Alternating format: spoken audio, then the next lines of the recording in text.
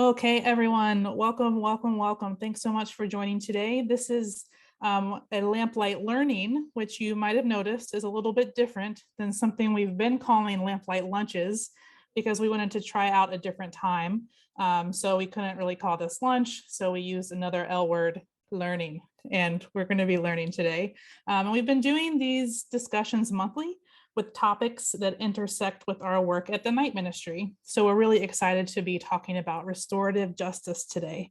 My name is Smash or Brittany, depending on where you know me from. I will answer to either. I use she, her pronouns, and I am the Congregational Engagement Manager at the Night Ministry. And today we have some friends from Alternatives who are going to tell us all about restorative justice, what it means, and the impacts it has on our community. So Ona and Yoli, will you please introduce yourselves? Thanks so much, Smash. Hi, my name is Ona. I use any pronouns. I grew up in Chicago, and I currently work as a restorative justice supervisor at Alternatives. In this role, I get to support a team who leads restorative justice and youth leadership programs with youth, and also offer trainings and capacity building for organizations seeking to be more restorative. And I'll pass it to Yoli. Thanks, Ona. Panotli, everyone. My name is Yoli. My pronouns are she, her, hers. I am a restorative justice specialist at Alternatives, although I don't like the term specialist because I don't believe anyone is an expert on RJ. But with my role, I have a cohort called Full Circle, which I teach 17 through 24-year-olds about restorative justice, how to approach conflict, being a circle keeper, and having a different view on conflict that we from what we see today. Born and raised in Chicago as well. I'm located in Pilsen, thankfully still do. But yeah, that's about it. Pass it back to you, Smash. Awesome, thanks y'all. We're going to start with a shameless plug. I want to give you all a chance to tell everyone some really cool things that are going on at your organization. So what exciting things are happening at Alternatives right now? Yeah, thanks. So our model is to combine restorative justice and behavioral health to develop long-term restorative and trauma-informed strategies to care for and support young people at both the individual and at the community levels. So we have these RJ and youth leadership development programs in communities and schools. Our community-based programming, we do at our Washington Park location, virtually and in partnership with the HISPs, with the homeless youth service providers, and youth organizations. And Yoli can speak about that in just a moment. In schools, we reach CPS and non-CPS. We work with teachers, with faculty, with students through in-school training, peer conference, in-school behavioral health support, referrals to case management and youth advocacy, and through our after-school programs. And we provide a wide range of trainings that our team offers to organizations and to schools across the city. And it goes the gamut from intro to RJ practices to restorative conversations and how to create trauma-informed schools. And Yoli can speak a little bit more about the Full Circle work. Thanks, Ona. Yeah, so with Full Circle, like I mentioned, we have the age range of 17 through 24-year-olds. We have had younger participants, 15 through 16, so just about participants who are in high school and whatnot. But my main focus with Full Circle is focusing on those who are facing homelessness or are at the verge of facing homelessness, any encounter with the system, whether it's immigration, adoption agencies, shelters, I mean, anything within those systems, and providing them the tools and skills to go about conflict in a different manner, and how to be in right relationship with themselves and their surroundings as well. I wish I had someone when I was younger kind of telling me like, hey, like you have options. There are different ways to like go about your life and how to approach either family, friends, different social spheres, jobs, the system within themselves that we're all constantly fighting, right? Or up against. So that's the space that I provide, or at least that I try to provide with the help of the participants who are engaged with the circle. But with that, with the tools and skills that they're provided with the 10-week training that they're with me, they also get to if they're eligible, they can apply for the Peace Ambassador program. That's also a program that's part of Alternatives, which then comes to be a part-time job for them, teaching other participants or other younger adults about restorative justice and circle keeping and going about conflict in a different manner. That's awesome. Thank you all for the work that you're doing. I think we should probably start at the beginning though, and defining what is restorative justice. I know you kind of mentioned a little bit about what it is with right relationship, but give us the basic. What is the definition of restorative justice? Yeah, so the way I like to define restorative justice to anyone is, I mean, in the simplest way, it could be to be in right relationship, right?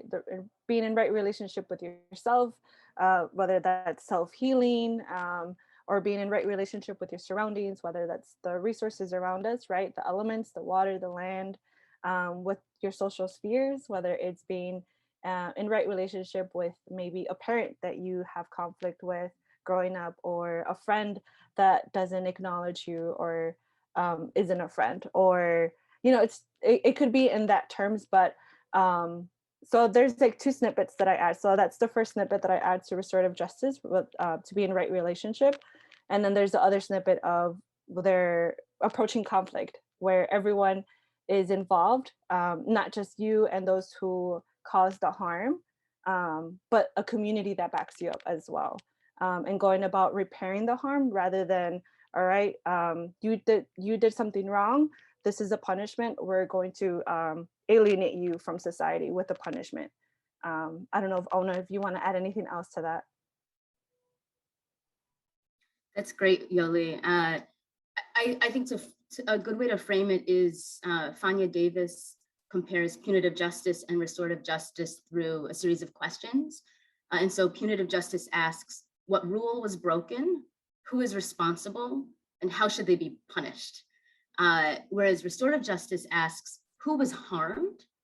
And what are the needs and obligations of all affected, right? Oftentimes, community members observe harm and they experience vicarious trauma or re-traumatization. And if we look at punitive justice, there's nothing to hold space for that community that also experienced harm. It's really focused on the person responsible for that, and not even necessarily focused on the healing and the needs of the person who experienced harm. At Alternatives, we use a few main restorative justice practices. So circles and peer conference are the main sort of containers that we use for these restorative conversations, community building. And circles can cover a wide range of things, from simply building community, building trust, developing that right relationship, to addressing harm and accountability, welcoming someone who's re-entering the community after some time away, grief circles, which has come up in the last year a lot, and then peer conference, which is often done in schools, which is a restorative practice.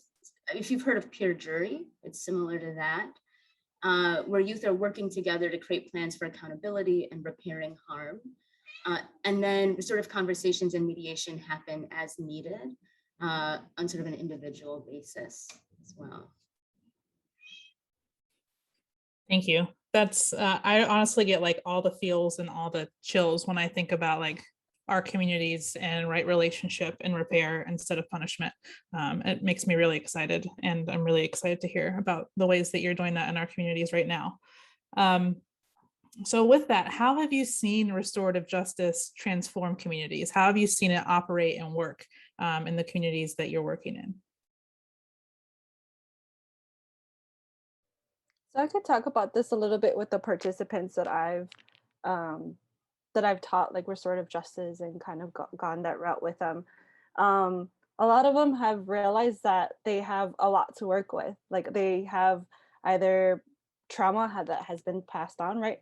That generational trauma that's been passed on to them, unfortunately. So they notice what they need to work on, whether it's that they're afraid to speak up for themselves or speaking up for other people. But through the training or just knowing about restorative justice and how that can open so many opportunities, they've been able to develop that being in right relationship with themselves by like, hey, like, no, this is my space to reclaim. I have sovereignty over my own body, my own space.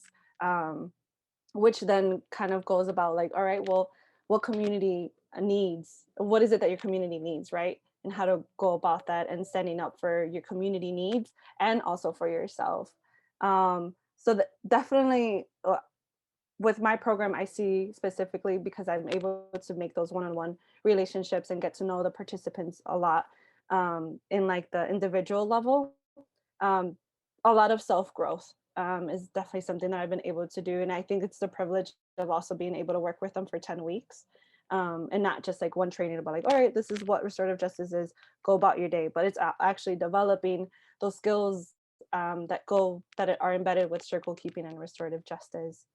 So definitely self-growth, I would add. Yeah, that's great. To build on what Yoli said, I would say, there are ways that RJ can be used to reconcile a relationship after dealing with conflict in an unproductive way, but it's really effective in the preventative space. So applying RJ by community building, establishing shared values, and creating community agreements, which can prevent disruption of positive peace. I know that RJ is working when community members respond to each other by asking questions, seeking to understand, and having restorative conversations about impact instead of just jumping to conclusions or trying to defend their intent without actually listening to what the impact was. And so when I see that happening, I know that it's creating a space where we're in right relationship with each other, where we feel safe enough to be brave. And we're, practicing those sort of values and not just looking at it as an afterthought or as a response to some kind of conflict or harm. One thing, if you don't mind me, Smash, if I can add this, is when we talk about being in right relationship, or at least when I talk about it, it doesn't mean that you're going to be like become friends or be in a healthy or good relationship, I should say, with everyone. It means that your needs, their needs were heard, and there was an acknowledgement there, and then there was action after that, right? And there's that repairment of the harm as well. But it's like coexisting with one another after a conflict has come about as well. So it doesn't mean being aligned with their actions or being aligned with like, all right, well, I was in conflict with this person, the repair was or the harm was repaired, and now we're going to be good friends or something like that. That's also something that I like to emphasize with the participants that I work with. It doesn't necessarily mean that you have to be friends with everyone. It just means that you came together as community, you repair the harm, you came to those agreements, and you can move forward, and hoping that conflict or conflicts don't reoccur. Thank you. That's really helpful. And I think thinking about how you are talking about transformation and growth and different ways of doing relationship, I think for many of us, it's probably a pretty radical reorientation for those of us who were not formed in the way of restorative justice, right? I think all of the spaces we inhibit, whether our schools or our jobs, our communities, the way we do justice in our communities, none of us were formed in this way, right? So I think sometimes it's hard perhaps for those of us who are adults to think like, how can we then invest in restorative justice? How can I make this happen in my own life, in my own circles and spheres and communities? So how do you think that people throughout Chicagoland can either support restorative justice, invest in it, or participate in it?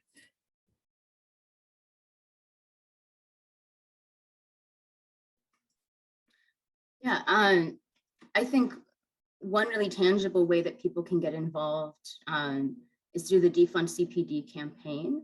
So Alternatives has co-signed onto the Defund CPD campaign, which pushes to fund community resources and infrastructure and violence intervention to put COVID relief dollars towards life-affirming institutions and to cancel the contract with ShotSpotter, redirect that funding to strategies that are more effective in addressing gun violence, and to end closed-door negotiations about contracts and pay. And so these are some really tangible things that are being asked of from our city, that are being demanded by community organizers, families, students, And ways that we can get involved are to speak to our elders about the city budget priorities and contracts. If you're connected to an organization, encourage them to get involved with the campaign. Even just talking to neighbors and loved ones in Chicago about the needs of our city and how to invest in young people and restorative justice. But beyond that, actually, we've had really great conversations with the young people in our programs about what their needs are and what they imagine it would look like to support and invest in RJ in Chicago. Yoli, do you want to share anything else about that? Before anything else, one thing that I would like to add is it starts within ourselves, like that investment. One thing for sure for me that I wanted alternatives to know when I took this position was that restorative justice isn't just a practice for me, it's a way of life. And if you hear any other like aunties or elders or uncles like talk about restorative justice, they'll tell you the same thing. Like their restorative justice wasn't even the name for it. Like it was just a way of life. It was simply being in community. So it's thinking of it in a different scope for sure. Before like our educational system kind of coined it as restorative justice, kind of made it like a trend or whatnot, right? Because restorative justice has been around for hundreds and hundreds and hundreds of years. Something that that tribes, even to this day, in our indigenous communities in Turtle Island still practice, and it's something that has been passed down and that has been shared with us as well. Something that we can share with anyone who wants to go about justice in a different manner than what we see to this day. But to go back to what Ona was mentioning, I had the privilege to work with a group of young adults this summer. That's we have a summer programming also with alternatives during the summer for 3 months, 6 weeks, I forget. It was a long time. But I had asked them the question, how do you envision restorative justice in Chicago? And we put a video together with their responses and kind of like some imagery of what they would like to see, how they would like to see restorative justice in Chicago. So Smash, if you would like to share that video, feel free to do so. Great. Yeah, give me a moment to share my screen and make sure I hit all the correct buttons.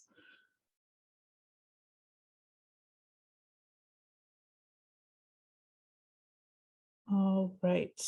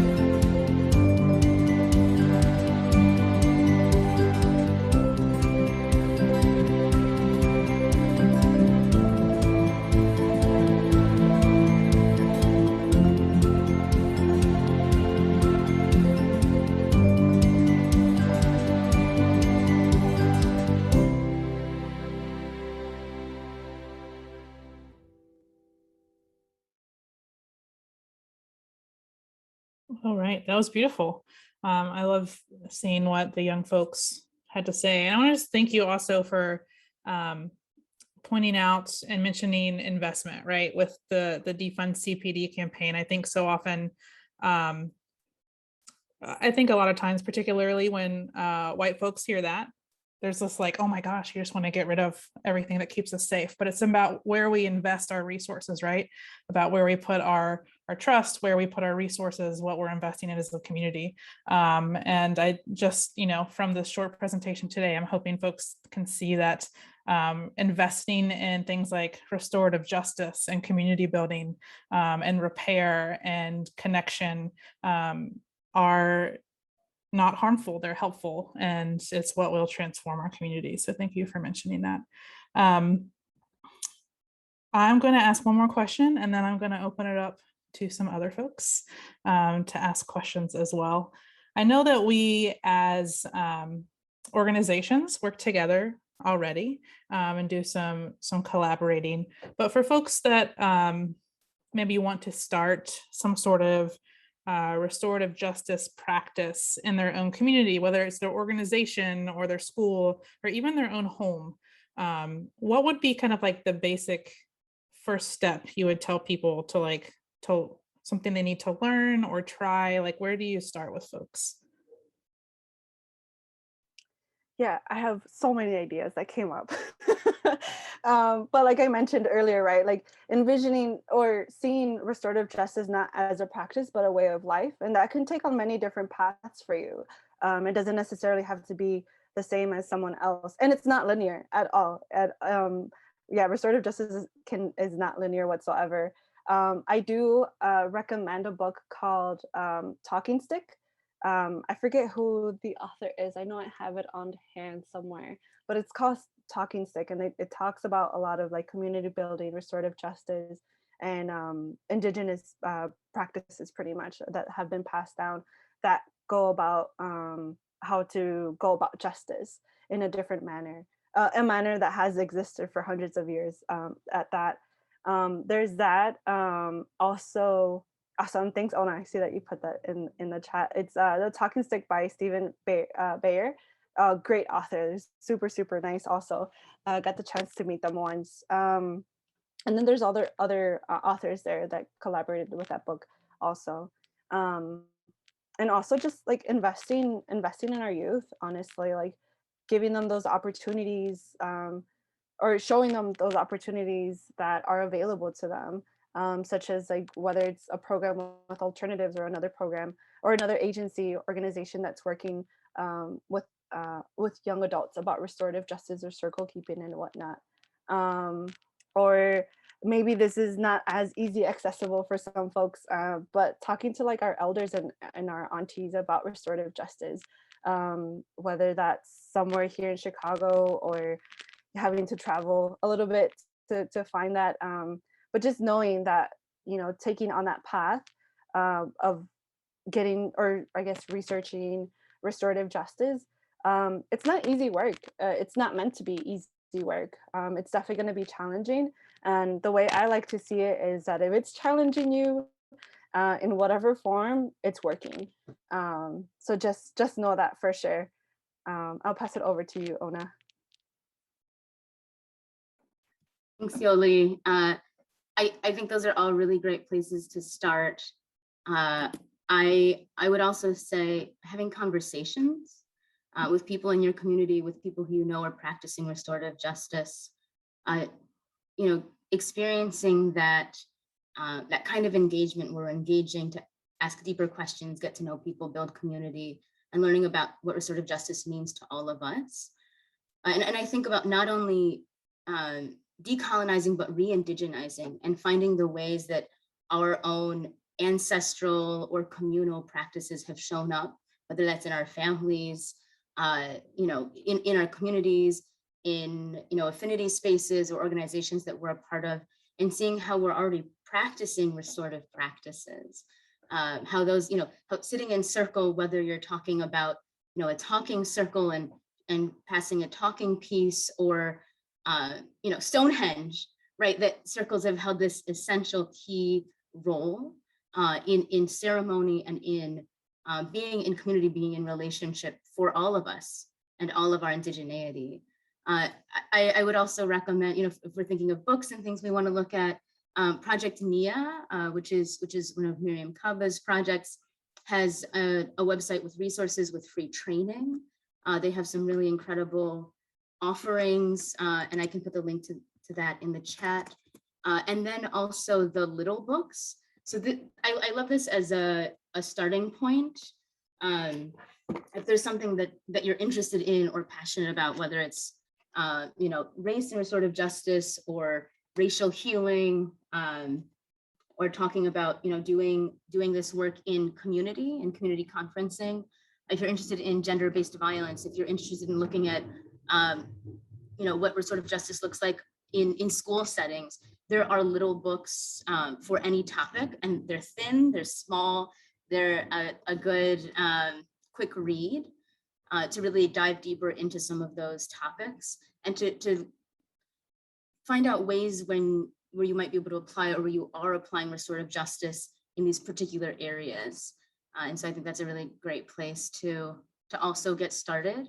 And then, connect with people who are doing that work in Chicago and find out ways to get trained, to get your organization trained on restorative practices, ways to get, your young people or community members, anyone who's seeking services, providing them with opportunities to get trained and then to lead that kind of work in their own communities are really great ways to, get started.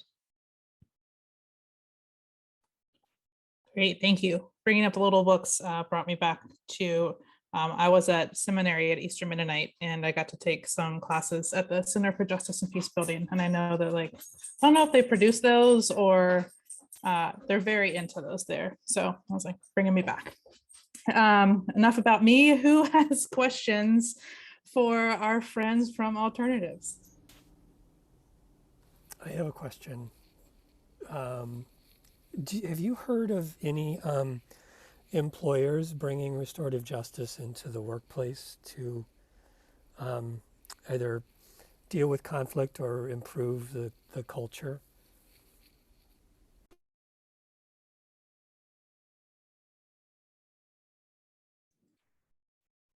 Yeah, I mean, the short answer, I guess, would be yes. I've heard of organizations applying that with varying degrees of success. I know within our organization, we lean on those practices as a way of life, as a way of being with each other. So we want to have restorative conversations. We want to, address if there are any needs that people have. I know there are schools that have applied that with a lot of success. So thinking about peace schools where they're measuring how many days of peace that they've had. And I've heard of people bringing in restorative justice practices as part of an anti-racist practice. So looking at strategic plans, ways to address inequities that might occur in the workplace, trends that are often seen within workspaces, whether that's racial issues or gender inequities, ableism, things like that. So it's definitely something that is being used and being practiced. But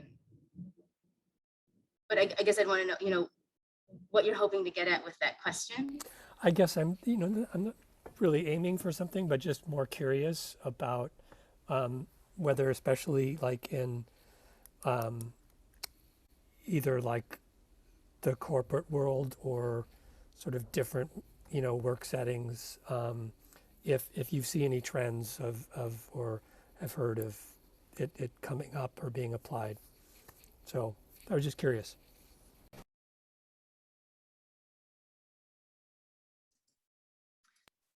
Yeah, I don't spend a lot of time in the corporate world, but I would say from some of my research, I've seen that organizations have applied restorative justice tools to address gender-based violence and sexual misconduct in the workplace. And something that is found there is that it really needs to have teeth and be something that the whole organization is bought into. If it's applied to sort of put a Band-Aid over a deep wound, then it's not as effective. But if it's something that really is embraced by the organization, embraced by the leadership, that has validity among the grassroots employees and with HR, then it can be really quite effective. But again, I've only seen that applied for particular kinds of situations or accusations of discrimination. And not to say that it's not happening, but I haven't seen that happening at a full, corporate, business-wide level. Thank you. Thank you very much. And Burke, I'll respond to that really quickly. So I think a little bit of what we're hoping to do with some of the affinity groups, and then perhaps some healing circle spaces that we're doing within our racial equity and anti-racism work. I think that would be pretty in line with restorative justice practices. So like Ona said previously, I think, and as a part of anti-racism work, it's really important to incorporate this way of being that Yoli so beautifully explained earlier.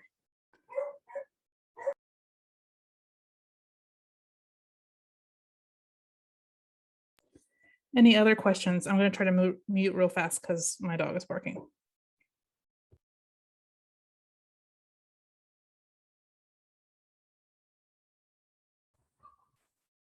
This is Dre with Light Collective. I just was wondering your thoughts on or practices like within your organization amongst the staff. I know quite often we talk about like how do we incorporate these practices with young people and the populations that we serve. But I think that there's a bigger struggle to like find ways to implement this like as part of the structure of how, we operate behind the scenes. Like times get busy and things go by the wayside. So I guess I'm wondering how y'all implement this. And I guess that could be a question really for anyone on this call who uses these practices. But particularly like if alternatives, if your staff has like an ongoing sort of practice around this. Yeah, thanks, Drea, for that question. Yeah, there's definitely, there's always room for improvement. Absolutely, when it comes to practicing restorative justice in the workplace and with staff members. I know something that I have noticed since I've been with alternatives for I think now a year. Actually, one thing that I noticed is that that communication or that community building is it's a very vital part of like holding ourselves accountable and holding others accountable at the same time. That I've seen that come from staff member to staff member, but also staff member to youth or youth participant from any of our programs to a staff member. So that also shows that what we are teaching them, right, about like restorative justice and whatnot, is that they're taking up those skills to use as well. But most of it comes down to like that restorative conversation, right? Instead of assuming it's like, let's critically think about this. Let's claim that space that we need. If it's that we need space from someone, or we need to kind of like take our emotions into a factor as well, right? And then going about like communicating effectively, like what needs to change, what are your needs, and then taking action after that. Oh no, I don't know if you want to add anything else to that. Yeah, that's great, Yoli. I think that the only thing I would add is that as part of building restorative justice into our regular practices, we do this, even if we're not having restorative conversations. So we have regular circles with our teams, whether that's a restorative justice team or a youth programs team. We do check-ins, at all levels of the organization. So, it could be something just like, how are you doing today? Or what's a rose and a thorn? Or it might be, a specific question that we want to get at that helps us understand and know each other better. We practice circle. We ensure that people are getting access to the trainings. So when our team is facilitating a training, whether that's internal or external, we have other staff members go and participate. Obviously, if it's external, there are fewer people there than when it's internal. We stack the room, we roll in deep. But we're practicing those circle keeping skills. We're practicing restorative justice and trainings, and then we're observing and giving feedback. So we've already done the groundwork, that foundational work of being in community with each other, of establishing norms and ways of being with each other before we're at any point where we're, talking about needs, talking about challenges, and committing to actions and accountability. And so I think that that is really important, that it needs to, we need to invest the time and the energy of doing that on the front end. That doesn't mean that, oftentimes restorative justice comes in on the back end after people are demanding it because there's been some kind of incident, issue, or conflict. But a way to really build that in and encourage buy-in at all levels of an organization is to do that at the fore, so that it's it's an instinct.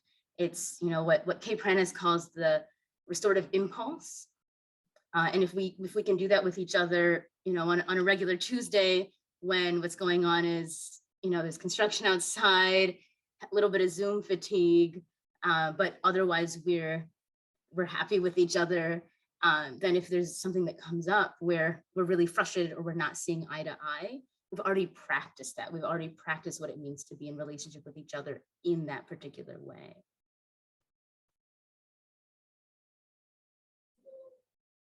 Thanks, y'all. That was really helpful to hear. Does anybody else have any questions? I have a question. Can you guys talk a little bit about the history of alternatives, I guess, and just how, just like you were saying, Ona, about kind of putting the work into building those spaces and kind of norms and expectations. I'm just curious a little bit about how, alternatives was birthed, I guess, in relation to where you guys are now. Yeah, sure. So Alternatives was started 50 years ago. We celebrated our 50th anniversary just this year in Uptown by community members and activists and organizers who were looking for ways to create alternatives for young people in the neighborhood.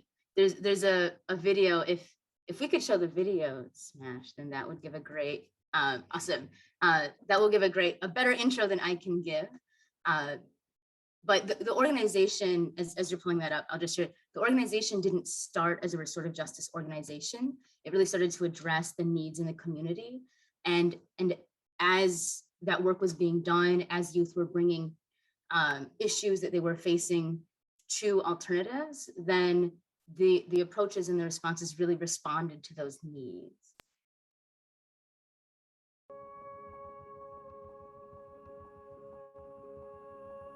There's this huge imbalance in resources between wealthier communities and higher poverty communities.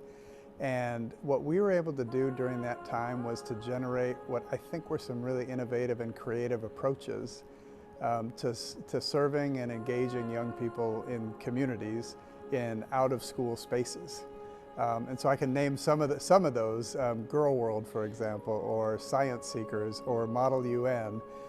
We just did a number of, I think, really interesting programs that brought young people together through their organizations, their independent organizations, into collaborative spaces with other young people from the community in the kinds of programs that you just wouldn't get in schools, and the kinds of programs that you wouldn't really get if individual organizations were trying to do that on their own. And so the impact of kind of broadening the horizons of young people and seeing how they began to see themselves in a new light and see the world in a new light, it felt to me like there was so much transformation going on for them through participation in those kinds of programs. When I was first at Alternatives, I remember like walking in exactly to this space actually, and I would like walk through those doors over there, and it was like hip hop all around. So this was like the place to come to for hip hop in Chicago. And a lot of people, and even I think all over the world, folks would come here to have breakdancing battles, MC battles. There's a graffiti battles happening here.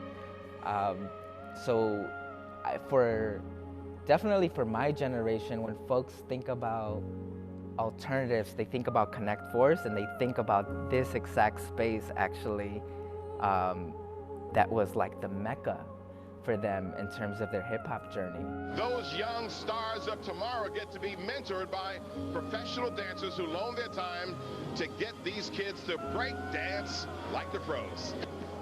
This is the Alternatives After School program where no one wants to miss out on an opportunity to be mentored by professional dancers. This is where the teacher does a move, and then it's up to the student to follow. At first it was kind of scary because I'm not really good at talking to people through a screen. I'm more like face-to-face conversations, but the people at Alternatives made me feel very welcomed in their group. Most of my friends are near my age, most of my friends I go to school with, so attending Alternatives, being with kids from like 14 to 17, it was very like drastic to me because I don't really have friends that age. And most of my friends are like African American, so now I have friends who are Asian, East Asian, South Asian, and yeah, it was a nice experience. I experienced the school to prison pipeline, right? Like the attending a CPS high school and you know, getting arrested in schools, and then eventually getting pushed out, and even like having to deal through expulsion hearings and all of that.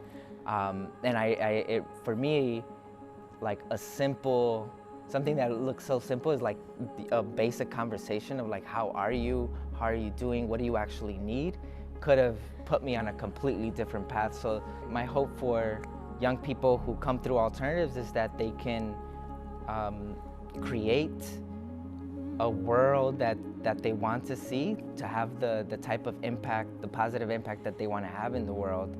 And really to have it be possible that beyond surviving, you can actually thrive, transform yourself, and transform the world around you.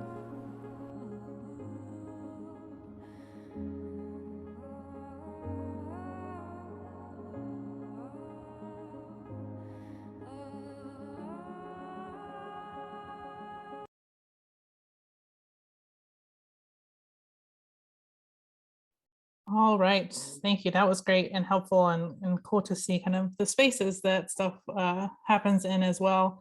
I know we're probably getting close to time here, but I want to piggyback off of Maggie's question like one step further. Because I noticed in the video, and I know you all said that it wasn't always a restorative justice organization, but it seemed it was probably a really obvious, or maybe not obvious to everyone, pivot that the organization made at some point. So I'm assuming that that engaging in restorative justice as a practice or as a way of life was new to some of your employees and like people in the organization, maybe your board of directors. Do you know anything about that transition or what that was like for your organization, or how people managed to do that together?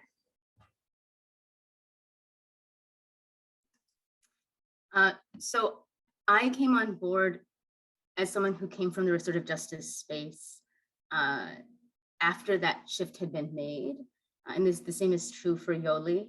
I would say that Ona Mercado, who's our director of restorative justice, was instrumental in advocating for that kind of work. So Ana had been in schools doing restorative practices work, founded the Full Circle and Peace Ambassadors program, and so was doing a lot of this restorative practice in community with young people.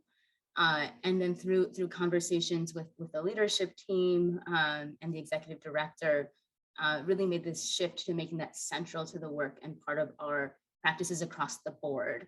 So that's something that came from, within the organization, someone who had a ton of experience working with young people doing this restorative work, and then pushing that through and advocating for that, and saying this is what we're already doing.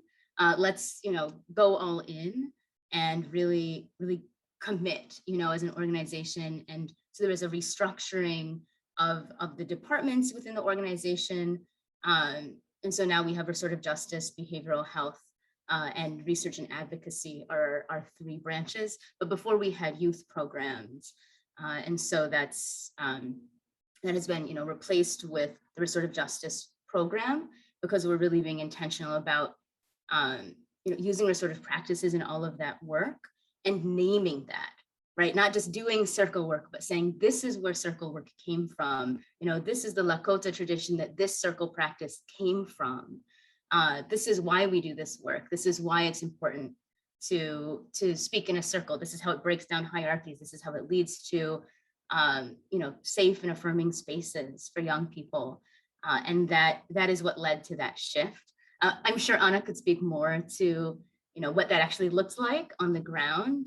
But that's my understanding of it. And then, we've also staffed up with people who are coming from restorative practices, who've been doing this work in their communities or on their own, outside of workplaces, to be able to support this, to be able to drive restorative ways of engaging with our young people. Thank you. That's really helpful to hear. Any other questions before? I know it's getting close to 5 p.m. Everyone's getting a little itchy, but any other questions before we head out?